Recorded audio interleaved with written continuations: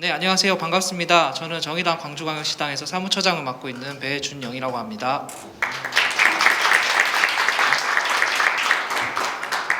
예, 오늘 이렇게 귀중한 자리에 여러분들을 모시게 되어서 영광으로 생각합니다. 오늘 참 귀한 분들을 모셨고요. 행사 순서를 먼저 좀 말씀드리겠습니다. 행사는 좀 자유롭게 질의응답하는 방식으로 진행이 되는데요. 먼저 돌아가시면서 본인의 자기소개를 좀 해주시고요. 소속된 단체나 정당에서 어떤 단체나 정당에 속해 계신지 간략하게 좀 설명을 해주시면 감사하겠습니다.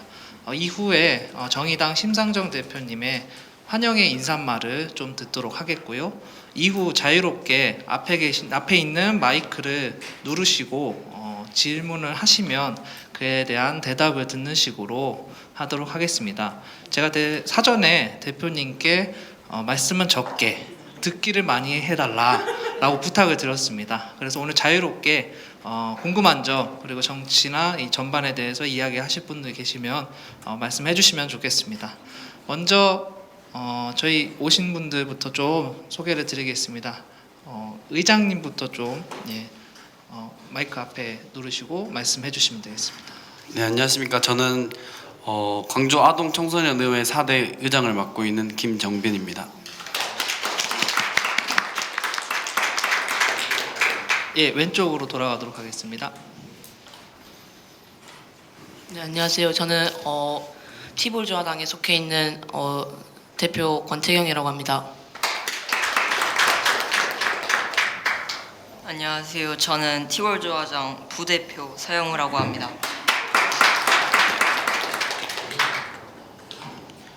네, 안녕하세요. 저는 두드림당의 김대용이라고 합니다. 안녕하세요. 저는 작년에는 광주광역시 아동청소년의회 부의장을 맡았고 올해는 잠시 활동을 내려두고 내 학업에 집중하면서 당대표로만 활동하고 있는 김지선이라고 합니다.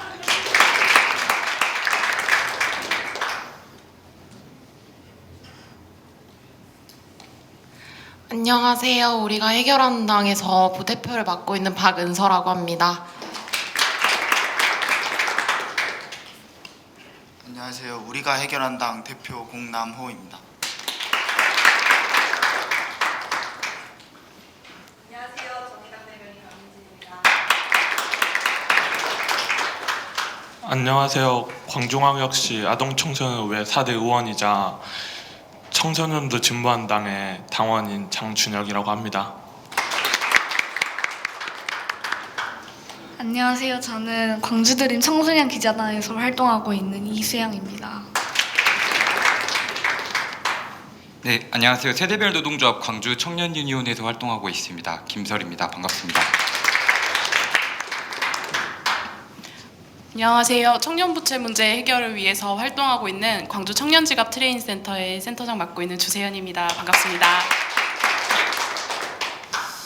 네, 안녕하십니까. 저는 당사자 위주의 청년 정책을 위해서 청년 정책 네트워크를 운영하고 있는 대표 한지성이라고 합니다. 감사합니다.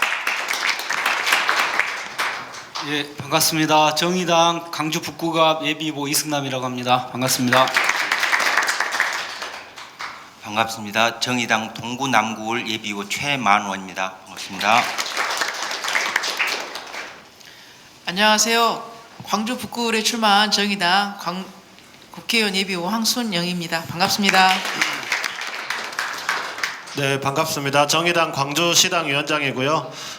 광산구 갑에서 후보로 뛰고 있습니다. 나경채입니다. 반갑습니다. 네, 정의당 대표 심상정입니다. 반갑습니다.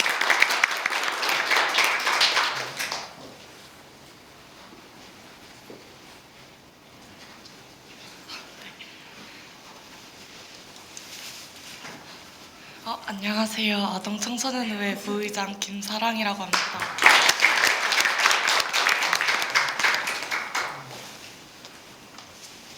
네, 모든 분들의 소개가 끝났습니다. 다음으로 정의당 심상정 대표님의 환영의 인사말이 있도록 하겠습니다. 네, 정말 반갑습니다. 우리 광주광역시 아동청소년의회 의원 여러분들 만나 뵙게 돼서 정말 반갑습니다. 제가 전국 이렇게 다니고 있는데 광주 내려올 때 기대가 하나 생겼어요. 아, 광주에 내려가면 우리 청년들을 또 만날 수 있겠다. 뭔가 광주시당에서 우리 청년 청소년들과 무슨 행사든 프로그램이든 만들어 주겠지 이런 기대가 있었습니다. 근데 오늘 여러 당들 노동나동당, 티볼조아당, 여기 청소년 이당, 두드림당, 청소년도 진보한당, 우리가 해결한당, 하여튼 여러분들의 총기가 담긴 그러면서도 시민으로서 당당한 여러분들의 주장이 담긴 그런 의회활동 보면서 많이 궁금한 게 많습니다. 그래서 오늘 여러분들 말씀 좀 저희도 듣고 또 정의당이 청소년 정치 또 청년 정치 플랫폼으로서 제대로 역할을 하기 위해서 무엇이 필요한가 좋은 말씀 해주시기 바랍니다. 우리는 이번 총선에서 크게 한 5가지 정도 청년 정책에 대해서 방향을 제시를 하고 있습니다. 하나는 청소년도 시민의 한 사람으로서의 인권과 기본권이 존중돼야 된다. 그래서 무엇보다도 참정권 실현을 위해서 그동안 애를 많이 써왔고 또 앞으로도 노력할 겁니다. 만 18세가 선거권 부여가 뒤늦게 이루어졌지만 그나마도 저희 정의당이 역할을 했다고 생각해요. 그것만으로는 부족하기 때문에 16세로 낮추는 그런 청원도 저희가 대표 발의를 한 바가 있고요. 또 선거권뿐만 아니라 피선거권도 대폭 낮추는 그런 노력을 여러분과 함께 적극적으로 해나가겠습니다. 그리고 두 번째는 이제 교육권 문제인데요. 이 교육권을 대한민국 정부에서는 이 교육권은 그냥 제도 정치에 다니는 것을 교육권 보장의 전부로 생각합니다. 지금 학교 밖 청소년들도 매우 많이 늘어나고 있는데 교육권은 아동과 청소년들 한 사람 한 사람이 누려야 될 권리거든요. 그런 점에서 제도권 안팎을 넘어서서 이제는 이제 학생 한 사람 한 사람, 아동과 청소년 한 사람 한 사람의 권리로서 이 교육권을 재정립하는 그런 노력을 저희가 하고 있습니다. 이제 이게 이제 또 연결되는 것이 또 인권 보장이죠. 그래서 여러분들이 애를 많이 쓰고 있는 학생인권법, 조례와 관련 법 제정에 저희가 함께 열심히 나서겠다는 말씀드리고요. 그다음에 여러 이제 정책이 있는데 저희가 만 20세가 되면 3천만 원의 청년 기초 자산을 제공하는 프로그램을 제시해서 크게 논란이 된 바가 있습니다. 여기에는 두 가지가 담겨 있는데요. 하나는 공정에 대한 개념이 다른 겁니다. 공정하면 어떤 절차상 또는 제도 설계상의 어떤 공정함으로 이야기를 많이 하는데 정의당에서 이해하는 공정은 출발선의 공정이고 그것은 곧 자립 기반의 그 공정을 말한다고 생각합니다. 그래서 이제 유럽 같은데 이제 아이가 태어나면은 정부가 아동 발달 통장을 하나씩 만들어주고 또 부모가 붓는데 매칭해서 이제 국가가 돈을 부어서 만 18세가 되면 이제 자기가 원할 때 찾아 쓰도록 하는 그런 제도가 있어요. 근데 이제 그런 측면에서 출발선을 공정하게 하자. 그러니까 최소한의 청년들의 자립 기반을 국가가 헤아려야 된다는 얘기고요. 이제 그런데 우리나라 현실이 부모가 집을 사주거나 전세를 얻어주거나 또는 학비를 대주지 않으면 이제 대학 다녀도 평균 부채 한 3,300만 원을 치고 또 사회에 나와도 자력으로 집장만은 거의 불가능한 서울을 기준으로 할 때 그렇습니다. 그래서 지금 이런 극단적인 어떤 대물림 사회에서 의 격차는 거의 지금 대한민국의 특별 재난 지구가 재난 세대가 청년이 아닌가. 그래서 이런 청년의 현실에 주목하고 최소한의 어떤 공정의 가치에 부합하는 그런 제도로서 저희가 청년 기초자산을 제안했고요. 이제 마지막으로는 이제 주거 문제와 관련해서 이제 1인 가구가 한 560만 가구 되거든요. 그중에 상당수가 청년이기 때문에 청년 주거 빈곤 문제를 해결하기 위한 또 대책들을 저희가 내놓았습니다. 아무튼 이 위에도 여러 정책적인 제안은 여러분들이 더 많은 아이디어가 있을 것 같아요. 그래서 하여튼 오늘 여러분들과 만나는 자리에서 여러분들이 생각하는 청년 또는 청소년 정치 또 정의당에 대한 바램, 정책 지원 뭐든지 다 열심히 경청하겠습니다. 오늘 만나게 돼서 정말 기쁩니다. 감사합니다.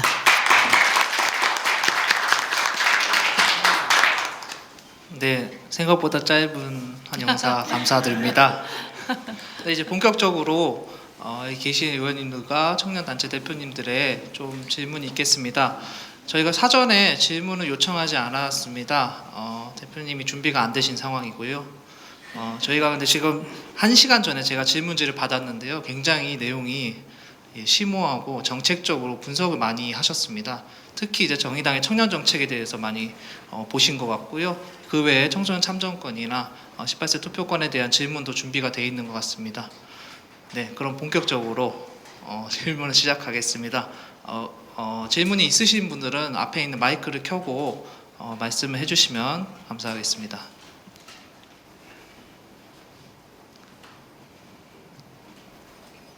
네. 말이 없을 때는 원래 대표님이 하시는 거예요. 의장님이 먼저 하시겠습니다. 이번 21대 총선에서 청년 기초자산제도를 공약 1호로 발표한 것으로 알고 있습니다. 이에 대해서 좀 일각에서는 가능한 일이냐? 국민들 세금만 축나간다는 이야기들도 많이 있더군요. 그리고 또 대표님께서는 또 고소득자, 부자가 아닌 이상 서민들은 걱정하지 않아도 된다고 하셨는데요. 저의 생각은 우선 경제는 그렇게 간단하다고 생각을 하지 않거든요. 물론 다 있으시겠지만 이 정책이 실현되어서 청년들에게 3천만 원씩 지급을 한다면 그 액수가 약 18조에서 9조 막 이렇게 계속 그 전문가들이 예측을 하였는데 물론 그 후년과 미래에는 인구 절감 현상으로 줄기는 하겠지만 그 많은 돈을 구하려면 당연히 세금을 더욱더 걷어들일 수밖에 없다고 생각을 합니다. 그렇게 되면 부자 고소득층뿐만 아니라 저소득층, 중산층 모두가 청년 정책을 위해서 세금을 더 걷어야 하지 않을까요? 이 공약이 실현되어서 경제 혼란이 올 수도 있는 사태에 대해서는 어떻게 생각하시는지 그리고 경제 혼란이 온다면 어떻게 대처를 하실 건지 여쭙고 싶습니다. 우선 돈 많아요. 걱정 안 하셔도 돼요.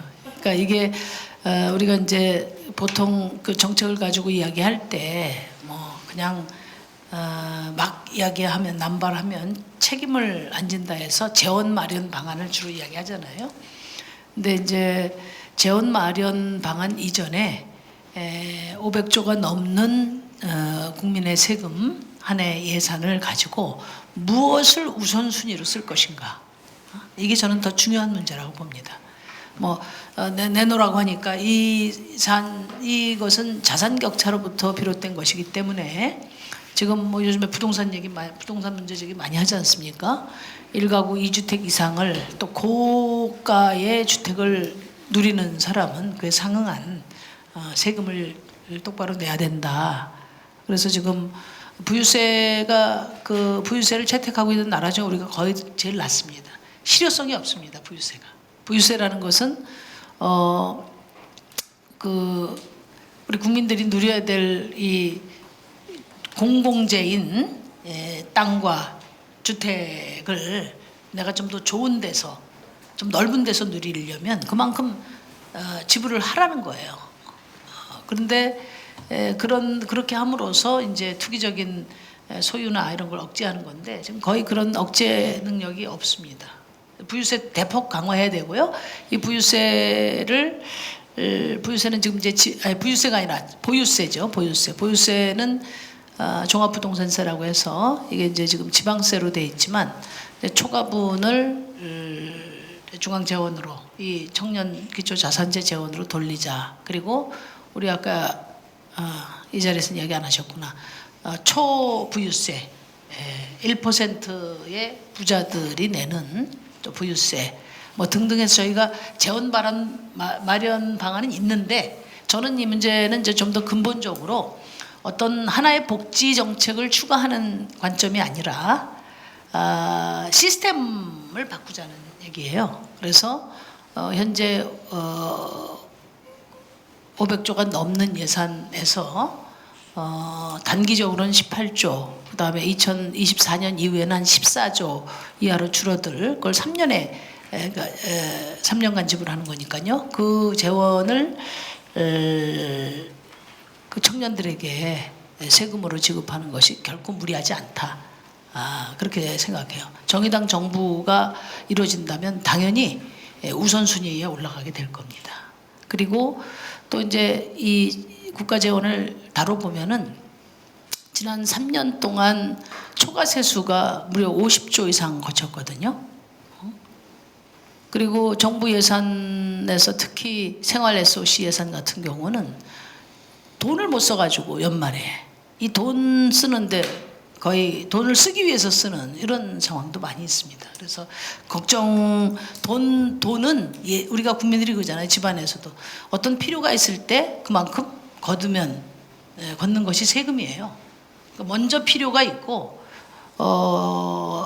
그 필요를 같이 분담하는 것이 세금이기 때문에 먼저 돈이 어딨냐는 얘기는 지금까지 이런 복지 제도 또 이런 어떤 시스템 변화를 필요로 하지 않는 그런 기득권층의 논리다 그렇게 생각합니다. 그래서 이 청년 기초 자산제의 문제의 핵심은 지금의 청년 문제를 어떻게 바라보고 또 이들이 동등한 출발선을 갖도록 하기 위해서 가장 효과적인 정책이 무엇인가 이 논점의 차이이지 재원의 어떤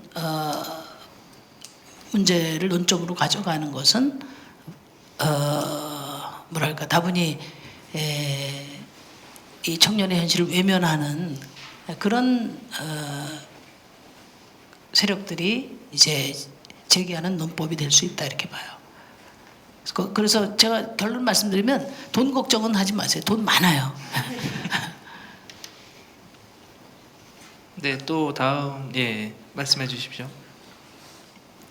네, 일단 TV나 화면 속에서만 보시던 심상정 의원님의 발언을 이렇게 보게 되니까 TV 속에 들어와 있는 것 같아서 되게 감회가 새롭고 그렇습니다. 네, 질문에 들어가자면 최근 정의당이 청년 인재를 적극적으로 영입하는 것으로 알고 있습니다. 저는 평소에 생각 많은 둘째 언니라는 유튜브 채널을 즐겨 보는데 그 채널의 운영자인 장혜연님이 청년 인재로 정의당에 들어가 정치 활동을 이어가는 모습을 보고 정의당의 그런 시대 변화에 부응하는 그런 정치관을 알 수 있어서 되게 좋은 인상을 받았습니다.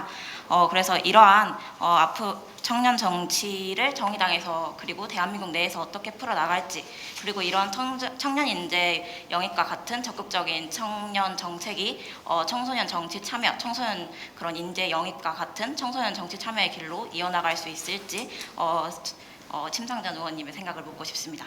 장혜영 감독이 우리 정의당에 들어온 것도 좋은 일인데 이 아동 청소년 의회 초대 의장이신 저기 앉아 계신 우리 문정은 네 초대 의장 맞아요? 네 초대 의장이신 저분은 이제 메이드 인 정의당이거든요. 정의당에서 성장하고 정의당에서 또 정치 그러니까 출마도 하고 이번에 또 정의당 안에서 비례대표 국회의원으로 또 도전하거든요. 정의당은 뭐 영입이라기보다는 정의당 안에 체계 시스템 안에서 지금 이제 우리 청소년들이 당원이 될 수 있고 또 당원으로서 정치 활동을 하고 또 다양한 그런 정치적 기회에 도전도 하고 그렇게 해서 정치 역량을 갖춰서 훌륭한 국회의원, 훌륭한 시장, 훌륭한 장관, 훌륭한 대통령이 될 수 있도록 저희가 시스템을 만드는 것이 저희 정의당의 목표예요. 근데 아시다시피 이제 정당 가입 연령도 지금 현행법으로 묶어놨거든요. 그래서 우리가 이건 그 위헌적 그 법률이다 해서 헌법 소원도 지금 해놓은 상태입니다. 그렇지만 법으로는 허용하지 않더라도 정의당이 창당 때부터 그 예비 당원 제도를 운영하고 그래서 청소년들이 함께 모여서 비록 당원 자격은 법적으로 부여되지 않았지만은 정치 활동을 하고 그것을 지원하기 위해서 청소년 특별위원회를 만든 정당은 저희 정의당밖에 없습니다. 이게 법적 제도적 뒷받침이 부족하기 때문에 충분하지 않다고 생각하고요. 그래서 이번 만 18세 청소년 그 선거권 부여와 또 선거제도 개혁의 공간을 과감하게 우리 35세 이하 청년들에게 국회의원 자리를 내어줌으로써 아마 제 대표로서 자신 있게 말씀드리건데 이번 4.15 총선 이후에는 원내 정당 중에서 35세 이하 청년 국회의원을 가장 많이 보유한 정당이 될 겁니다. 물론 그것은 지금 청년 소외되어 청년의 공백을 메꾸기에는 여전히 턱없이 부족하지만 그런 계기를 통해서 이제 우리 당도 제도 개혁을 더 실현시킬 수가 있고 그런 하에서 이제 우리 이 자리에 계신 청소년 아동 청소년 의회 여러분들이 이제 이런 활동을 통해서 여러분들이 이미 정치 활동을 하고 계시잖아요. 이런 경험을 통해서 이제 정의당의 당원으로 참여하셔서 또 이 대한민국 정치 교체의 중심으로 성장할 수 있습니다. 그러면 우리도 충분히 핀란드처럼 34살짜리 총리를 가질 수가 있어요. 20대에 이제 국회의원하고 30살에 장관하고 그리고 34살에 대통령하고 이런 대한민국을 꿈꿉니다. 우리 정의당은.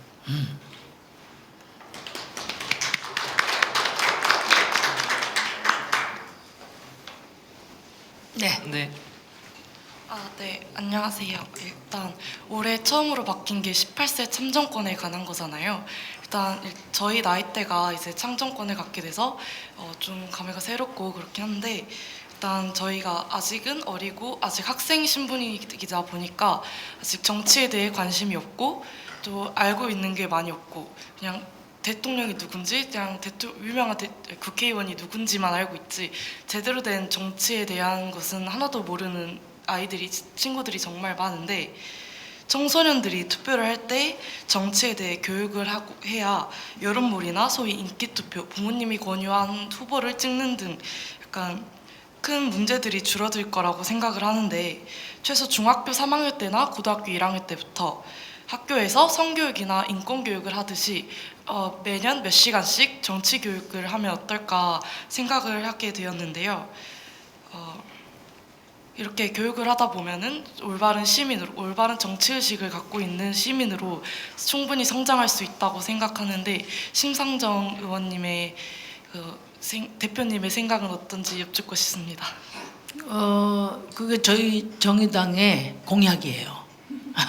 그러니까 뭐냐면 교육은 여러분들이 이제 좋은 시민으로 살아갈 수 있는 여러 가지 수단들을 제공하고 또 그런 역량을 갖추도록 뒷받침하는 게 교육이거든요. 그러면 우선 대한민국 시민으로서 살아가는데 부여된 어떤 기본권, 권리가 무엇인가 이것을 잘 가르쳐야 돼요. 근데 지금까지 대한민국 교육에서는 가장 중요한 여러 가지가 있지만 대표적인 게 예를 들면 노동권. 내가 학교에서 졸업해서 일자리를 얻게 될 경우에 나의 노력, 나의 노동의 정당한 대가를 받고 또 그 거기서 행복을 느낄 수 있는 그럴 때 나한테 주어진 권리가 뭔가 이거 이제 중요하고요. 노동권 또 하나가 참정권이거든요. 이 두 가지 거기에다가 이제 우선돼야 될 게 인권이고요. 이런 인권 기본권 교육이 반드시 의무 교육으로 어렸을 때부터 교육돼야 된다. 그래서 지난 대선 때 제가 월 10시간 이내에서 인권과 노동권 교육을 의무화해야 한다 이렇게 제안을 했고 그때 문재인 후보도 그런 약속을 했어요. 그래서 제가 교육부총리 지금 누군지 아시죠? 이은혜 부총리한테 제가 그 말씀을 했거든요. 다른 건 뭐 몰라도 하여튼 노동권 또 참정권 이 인권 교육을 의무화하는 문제에 대해서 왜 아무 소리가 없냐 이렇게 이제 제가 지적을 했는데 유럽 같은데 저도 뭐 다른 모르지만은 독일 같은 데는 이제 고등학교 때 되면은 당 만드는 여러분들이 지금 당 만드셨잖아요. 당 만드는 그런 실습 같은 것이 교과 과정에 있어요.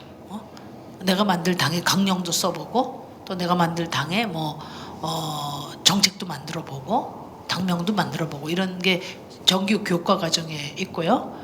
여러분들도 들으셨겠지만 핀란드 같은 경우에는 13세부터 18세까지의 청소년 의회가 법적 기구로 되어 있잖아요.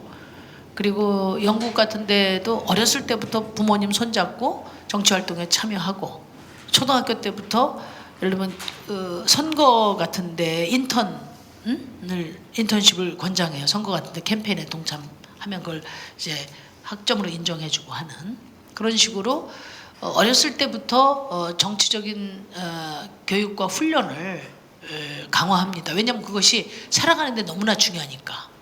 정치는 저 여의도에 있는 심상정 같은 사람만이 하는 게 아니라 정치는 우리 일상 속에 녹아 있는 거거든요.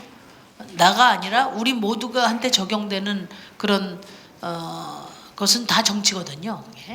그래서 우리나라가 의도적으로 우리 청소년, 청년들을 정치에서 배제하고 또 정치를 나쁜 거, 두려운 거, 또 나의 미래에 도움이 안 되는 거, 뭐 이런 식으로 음해를 해왔다. 근데 이번에 이제 18세가 통과되고 나서 자유한국당을 비롯한 정당들이 우리 청년들이 정치에 대해서 보다 많은 정보를 접하고 판단할 수 있는 길을 차단하고 방해하는 데 지금 혈안이 돼서 이러저런 법안을 내놓고 있는데 아마 그런 시도는 이제 정의당의 청년 국회의원들에 의해서 단호하게 퇴치되고 여러분들의 정치활동을 넓혀가는 그런 제도 개선에 앞장서겠습니다.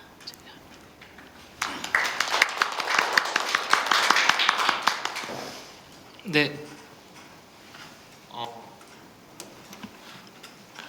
저는 어렸을 때부터 정치에 관련된 그런 뉴스 같은 것도 보고 그리고 후보들이 연설하는 것도 봤는데 그 중에 후보들은 당선 이전에는 공약을 진짜 멋지게 말하다가 당선 후에는 공약을 지키지 않는 경우가 있는데 이 점에 대하여 청소년들은 신뢰를 잃어버릴 수도 있다고 생각을 해서 이 청소년들에게 신뢰를 얻을 수 있는 방법은 어떤 것이 있을까요?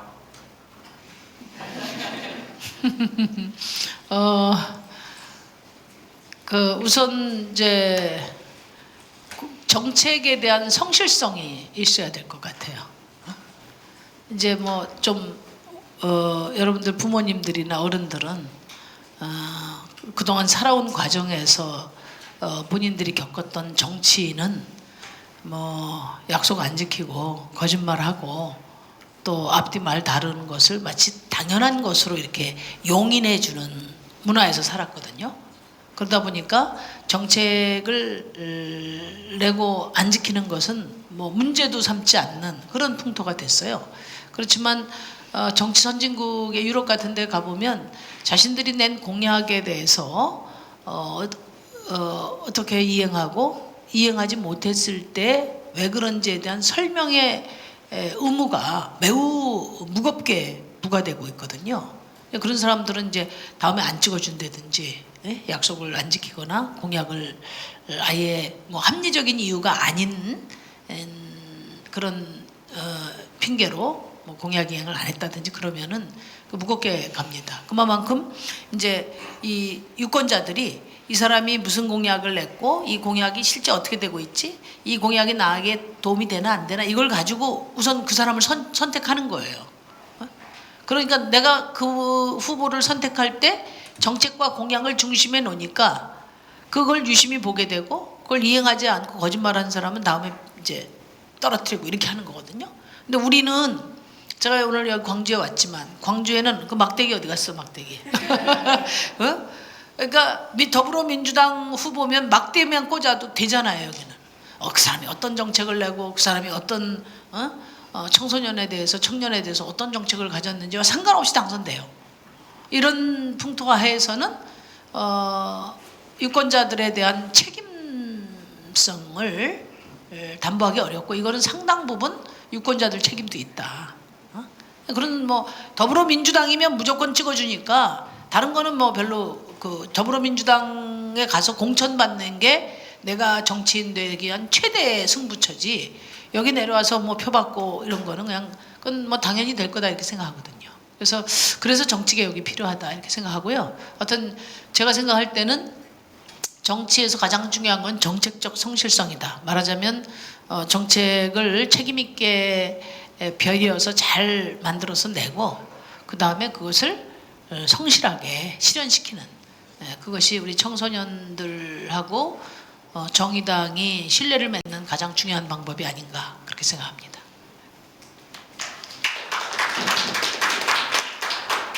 네, 오늘 오신 분들을 다 한 분씩 질문을 시킬 예정입니다.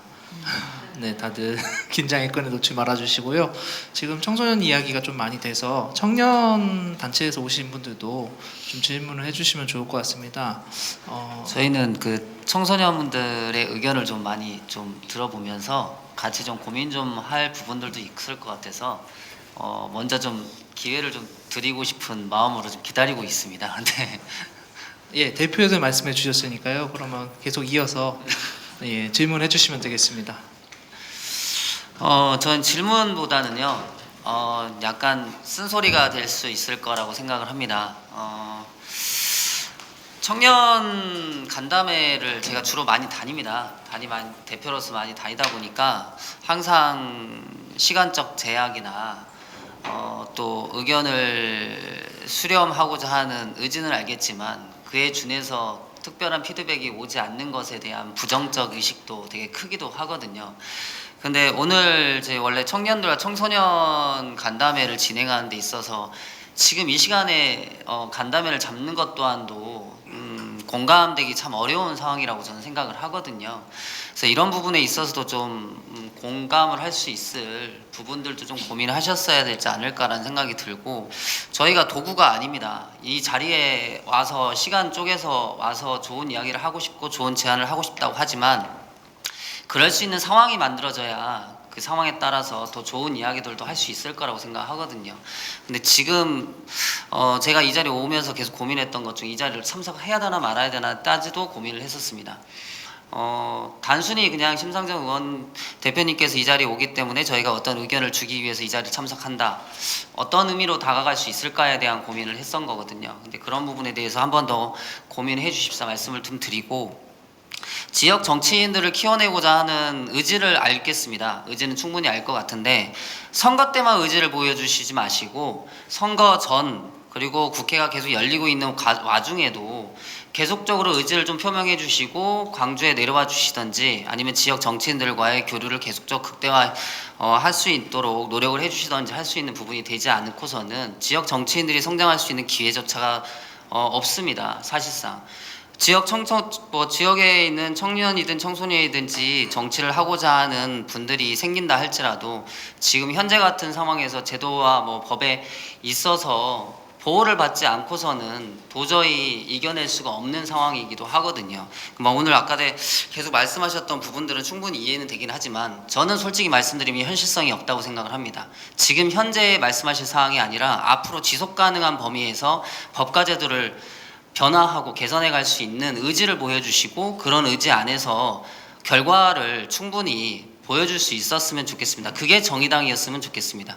그런 부분에 있어서 저는 좀 약간의 쓴소리 아닌 쓴소리를 좀 말씀을 좀 드리고 싶은 부분이고, 그런 부분에 있어서 저는 제가 생각하는 부분은 사법부는 과거를 권장하는 권력기관 중에 하나이고, 그리고 행정부는 현재를 권장하는 권력기관 중에 하나라고 생각하고, 입법부는 미래를 권장하는 권력기관은 하나 아닌가라는 생각을 하고 있거든요. 근데 그런 부분에 있어서 미래에 있어서 어떤 역할을 해줄 수 있는 청년이나 청소년들에게 지금 현재와 같은 방식으로 대하고 있고 공감되지 못하는 상황을 계속 겪게 만든다고 하면 저희가 헬조선이라고 말하는 것이 단순한 우스갯소리가 아니라 현실이 될 수밖에 없다고 생각하거든요. 그래서 그런 부분에 있어서 좀 더 깊이 있게 고민해 주시고 공감해 주셨으면 좋겠다는 생각이 들고, 앞으로도 이런 자리를 이런 선거철에만 한번 이벤트처럼 치르지 마시고 계속 지속적으로 1년에 몇 회차 정의당에서 할 수 있는 부분 안에서 계속적으로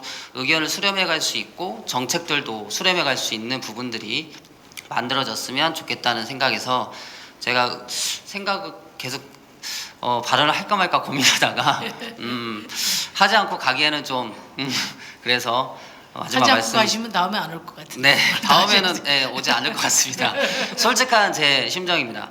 지금 계속 제가 여기저기 뭐 선거 때마다 청년의 의견을 수렴한다는 부분에 있어서 제가 네트워크 대표를 맡는다는 이 부분 때문에 많이 불려다닙니다. 솔직한 말씀은 많이 불려다니기도 하고 많이 이야기를 할 수 있는 기회다라고 생각하고 열심히 가려고 노력은 하고 있지만, 항상 갔다 오고 나면 항상 마음만 무거워지는 경향이 큽니다.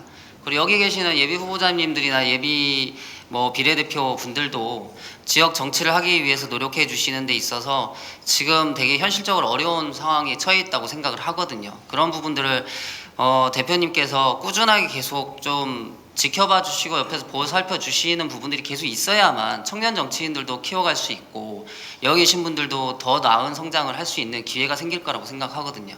그런 부분에 있어서 좀 말씀을 마무리하겠습니다. 감사합니다.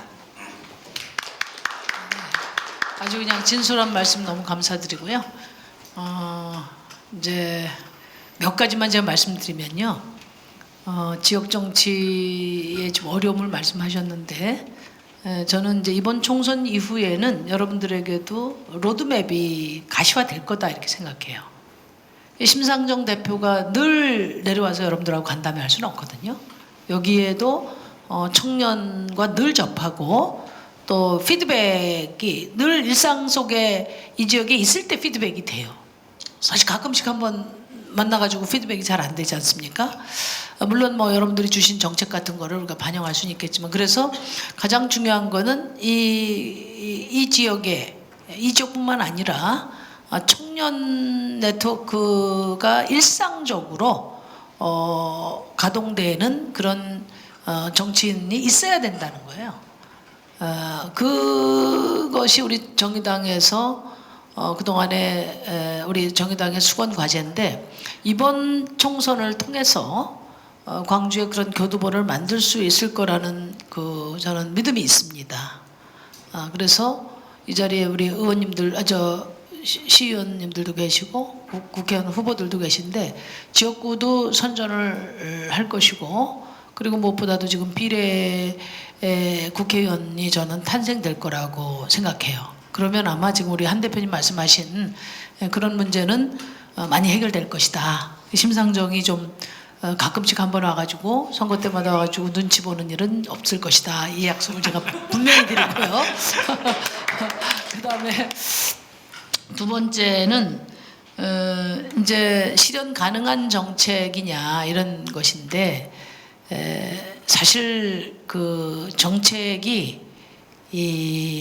하나 공론화돼서 국민적 공감을 얻고 또 다수 기득권들이 힘을 행사하는 국회를 여론으로 압박해서 결과를 만들어낸다는 것은 굉장히 좀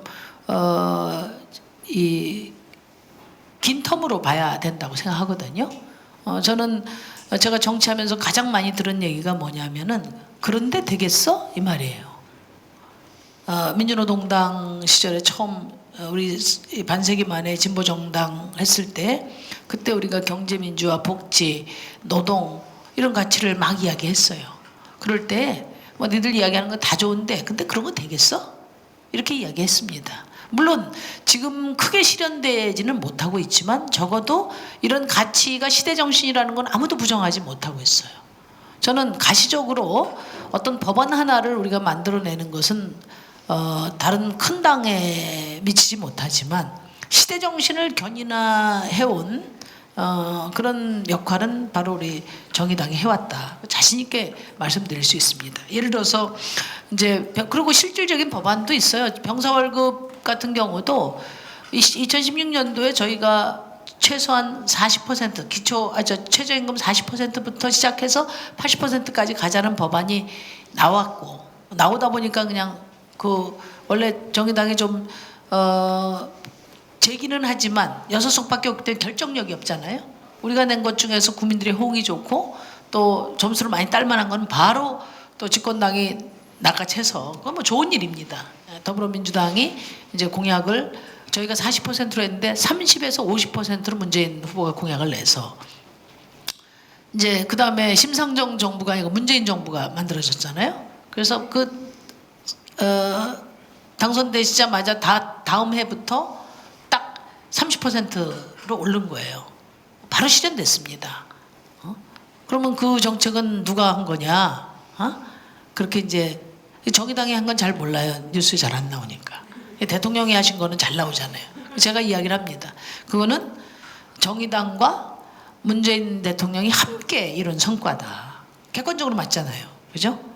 그래서 저는 이제 이번에 이제 청년 3천만 원 문제도 정책적으로 그 실현 방도와 관련해서는 뭐 거칠 수가 있어요. 그러니까 아직은 어디도 길이 없기 때문에 뭐 우리는 이 길이라고 일단 가설정을 해놓은 겁니다. 그렇지만 그 본질, 지금 청년들이 어쨌든 그 수저론이 상징하듯이 이런 어떤 대물림 특권 카르텔에 의한 대물림 사회에서 완전히 그 불평등 구조에서 고통받고 있는 그 현실의 심각성 그리고 이것을 가정 뭐 부모가 해결하거나 개인이 해결하도록 방치할 수 없다는 그 강한 문제인식은 저는 주고 있다고 보고요.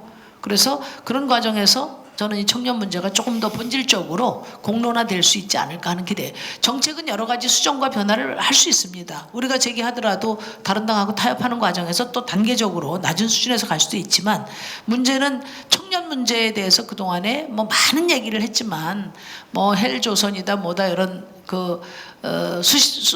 이 서술어들만 있었지 이것의 본질에 상응하는 3천만 원? 쟤들 미쳤어?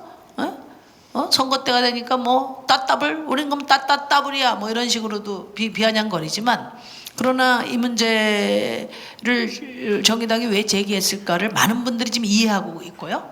그 다음에 정책 그 평가에 좋은 평가를 지금 총선 1호 공약을 비교할 때 제일 현실을 직시한 그런 공약이다. 이 공약의 어떤 그 디자인의 솜씨와는 별개로 그렇게 되고 있다고 생각해서 우리 이제 한 대표님이 말씀하신 것 중에서 이제 시간 문제라든 이런 거 또 때 되면 이제 내려와서 자리 만들어서 우리가 소모되는 거 아닌가 하는 우려에 대해서는 전적으로 인정하고 공감합니다. 근데 이제 요번에 저희가 이제 그걸 좀 돌파해서 일상적인 피드백 구조, 네트워크 구조를 만들려고 하고 이 광주는 저는 실현이 가능할 것 같아요. 제가 자신 있게 말씀드립니다. 그러니까 그렇게 되고 그 다음에 정책도 이제 저희가 교섭단체가 되면은 이런 어떤 선언적이고 시대 정신을 리드하는 공약 말고도 당장에 결과를 만들 수 있는 그런 구체적인 그 공약들도 더 이제 많이 만들어질 것 같습니다. 네, 고맙습니다. 예, 답변 감사합니다. 저희가 정해진 시간이 있어서 지금 질문 안 하신 분들 위주로 질문을 해주시되 대표님의 답변을 1분으로 제한하겠습니다. 죄송합니다. 알겠습니다. 다음 일정이 있으셔서요. 대표님 죄송합니다. 이수영 기자님 질문 한번 해주시면 감사하겠습니다. 혹시 좀 어려우신가요? 좀 이따 하실까요? 네네 알겠습니다. 아동 청소년 의회에서 혹시 준비되신 분 있으시면 한번 질문해 주시면 감사하겠습니다. 예, 권태경 의원님, 네. 예, 괜찮습니다. 네, 권태경 의원님부터 왼쪽으로 질문 계속 이어가겠습니다. 네, 만 18세가 투표권을 얻은 날이 맞습니다. 이제 이에 있어서 만 18세 청소년들은 성인에 비해서 정치를 주위에서 접할 수가 많이 없는데 참정권을 곧 가진 나이니까 전혀 이야기를 들을 경로가 없고, 그리고 초등학생의 경우에서는 투표권이 조금 더 가깝지만 접하는 경우는 저희하고도 비슷하게도 거의 형 누나들은 주로 정치를 비슷하게도 거의 형 누나들은 주로 어디서 정치를 쉽고 많이 접할 수 있을까요? 그 정치를 이제 18세 참정권 그게 할 때 18세가 이제 투표에 참정할 수 있는 건데 이제 그 안건에 대해서 이제 정치를 이제 이 18세들이 이 고등학생들이 어디서 또 쉽게 접할 수 있을까 정치를 네 그런 방안. 네, 우선요. 우선 이제 우리나라는 인터넷 소통이 세계 최고 수준이기 때문에 본인이 관심을 가지면 모든 정보를 접할 수 있다고 생각해요. 두 번째는 우리가 청소년이나 청년들이 정치의 모든 것을 다 알 필요는 없다고 생각해요. 내 요구가 뭐고 나의 삶을 위해서 어떤 정치가 필요한가, 어떤 정책이 필요한가, 그것은 굳이 인터넷을 뒤지지 않더라도 나의 지금 학교 생활이나 나의 미래를 고민하는 과정에서 내가 제일 잘 알거든요. 정치는 대변하는 것이기 때문에 공부해서 정치하는 게 아니지 않습니까? 어느 게 옳고 그름이 있는 게 아니라 나의 청소년, 청년의 삶을 어떻게 대변할 것인가 하기 때문에 그거는 존재로서의 나의 삶 속에 이미 여러분들의 정치적 그 선택의 기준은 있다고 저는 생각해요. 그래서 물론 내가 앞으로 직업적 정치인을 하려면 정치 전반에 대해서 다 알고 공부하고 또 배우는 과정이 필요한데 유권자로서 내가 누구를 찍을 것인가, 그것은 내 삶에 필요한 게 무엇인가를 기준으로 하면 되거든요. 그래서 이제 여러분들이 내가 그 선생님과 부모님들의 안내를 받는 학생의 신분을 넘어서 그 이전에 나도 독립된 시민이다. 나도 요구가 있고 내 삶을 위해서 뭔가 좀 바뀌었으면 좋은 게 있고 또 어떤 정책이나 법이 만들어졌으면 좋겠다. 이것 자체가 여러분들이 유권자로서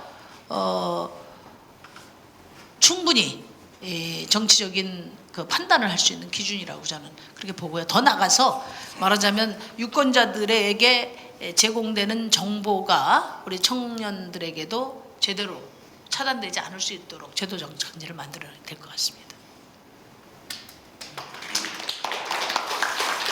예, 다음 서영우 의원님 질문해 주시면 감사하겠습니다.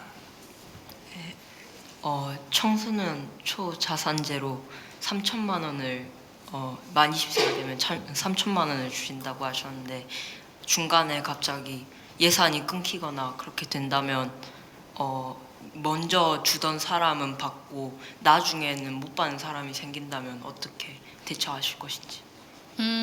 그거는 뭐 결국은 예산 운영 차원에서 좀 더 이렇게 구체적인 그 로드맵을 만들어야 될 것 같아요. 그리고 이제 저희는 이제 지금 원래 아이가 태어났을 때 주는 아동 발달 계좌 이거를 정의당도 또 문재인 캠프에서도 이 정책을 검토를 했었어요. 근데 이제 그렇게 하다 보면 지금 태어난 아이에게 이제 적금을 부어주기 시작하면은 18년 후에 찾아야 되잖아요. 18년 후에. 근데 지금 당장 청년들이 힘들잖아요. 그래서 저희는 이제 이 청년 기초자산제를 적용하면서 또 한편 지금 이렇게 0세부터 그 예산을 부어가는 그런 정책을 링크 이렇게 연결시키는 방안도 지금 현재 우리 정책단위에서 고민 중에 있다. 그런 말씀드립니다. 예, 답변 감사합니다. 예, 의장님만 박수를 쳐주시는 감사합니다. 예, 김대용 의원님 말씀하시겠습니다.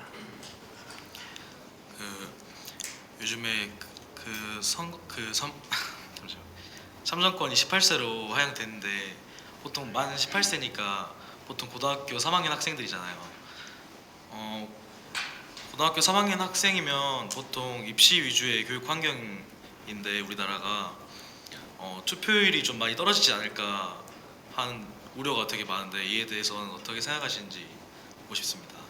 그러니까 이제 지금 처음 투표권이 이번에 주어진 거니까 이번에 어떤 양상이 될지 정치권에서 다 긴장하고 있어요. 그래서 청소년인 만 18세 되는 그 유권자가 최대한 좀 나왔으면 좋겠다 투표장에.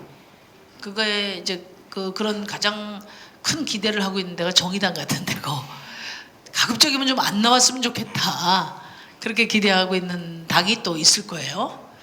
그래서 그거는 이제 저희도 졸업식장에 가서 캠페인도 이렇게 하고 하는데 그런 부분에 대해서 정부나 또 그 중앙선거관리위원회에서는 제도가 바뀐 만큼 그 참정권이 제대로 행사될 수 있도록 적극적으로 교육하고 조건을 만들어줘야 된다고 생각합니다. 네, 답변 감사합니다. 네, 다음으로 박은서 의원님 질문하시겠습니다. 우선 심상정 위원님 만나뵙게 돼서 너무 영광이고요. 그리고 제가 질문할 내용은 18세 청소년 참정권이 이번에 됐었는데 그에 대해 이제 여러 가지 의견들을 찾아보다가 의견들 중 어린 것들이 부활한다고 지금은 공부해야 할 텐데 정치에 관심을 가져서는 안 된다. 학생이나 참여기구 또는 모의 투표 등으로도 충분하다. 투표하고 싶으면 세금 똑같이 내고 형사처분도 똑같이 받아야 한다. 요즘 애들 버릇도 없는데 무슨 참정권이라는 의견과 또한 한국교원단체 총연합에서는 교실의 정치 장화가 우려되고 고3 학생들이 선거 사범이 될 수 있다며 고등학교 교실이 정치장이 될 수 있는데도 아무런 대책 없이 총선 일정에 쫓겨 공직선거법 개정을 졸속 통과시킬 수 있는 것은 있을 수 없는 것이다라는 의견 등 학생들의 정치적 판단 능력을 폄훼하는 일부 의견들이 있는데 그런 의견들을 어떻게 이제 좋은 방향으로 이끌어낼지 어떻게 생각하시는지. 무시해버리면 될 것 같아요. 왜냐하면은 그러니까 청소년들이나 청년들이 무엇이 필요한지는 청년들이 잘 알죠. 어른은 몰라요. 그분들은 모르기 때문에 그런 얘기하는 겁니다. 자기가 생각하는 우리 아들, 딸들 또 청년들은 그거는 그분들이 생각하는 방향이고 우리 청소년들은 나의 삶을 또 우리 대한민국 헌법이 보장한 시민으로서의 권리로서 내가 행사해 나가겠다는 것이기 때문에 이거는 일종의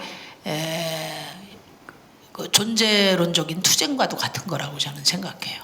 그래서 그동안에 학생과 청소년을 어린 아이로만 취급하고 내가 가르칠 대상 또 나를 따라야 될 어떤 대상 훈육의 대상으로만 삼는 것은 그것은 전 근대적인 사고다 이렇게 생각하고 참정권을 준다는 것은 시민으로서 존재를 인정하는 것이거든요.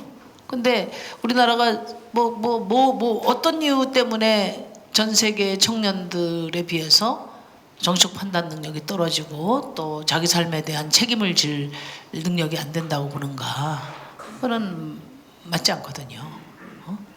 그래서 저는 이제 그러니까 어떤 거는 좀 토론이 필요한 게 있고 어떤 거는 그냥 아예 무시하는데 단지 무시하는 것이 아니라 시민으로서의 청년의 실체를 보여주는 거죠.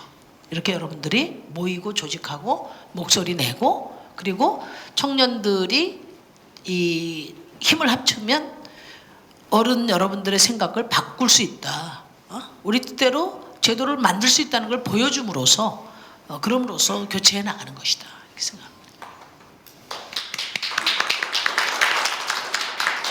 네, 공남호 의원님 말씀하시겠습니다.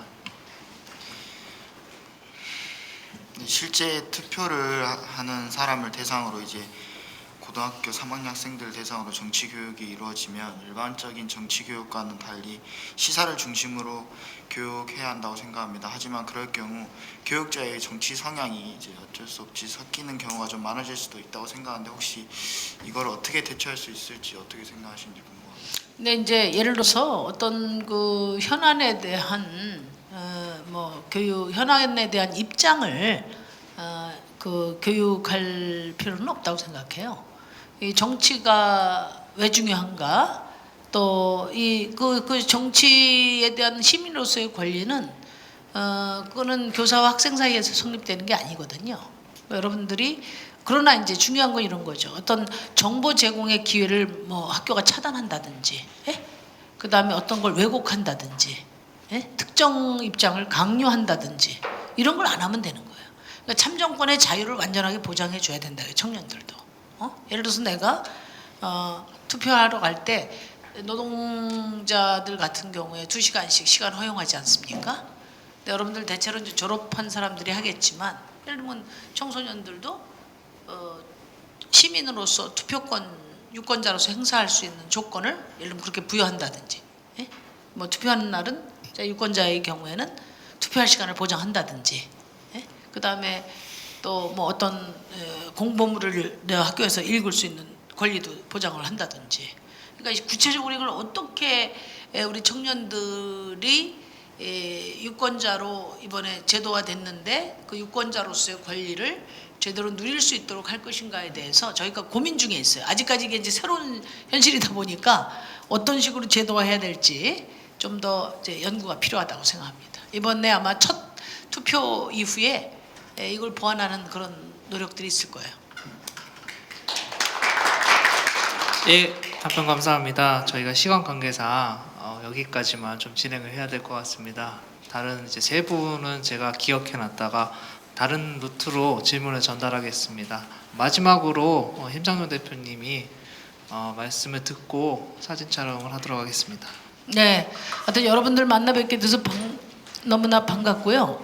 이게 뭐 그냥 의례적으로 하는 거 아닌가 이렇게 생각하실지 모르지만 저는 이제 그 우리 사회의 변화의 어떤 가능성이나 희망 이런 것들을 봅니다. 이 자리가 이제 저로서도 큰 에너지를 얻어가는 자리니까 앞으로 자주 뵙도록 할게요. 이상입니다. 네, 감사합니다. 모두 수고 많으셨습니다. 앞으로 나와서 사진 촬영이 있겠습니다. 예, 모두 앞으로 나와주시면 감사하겠습니다.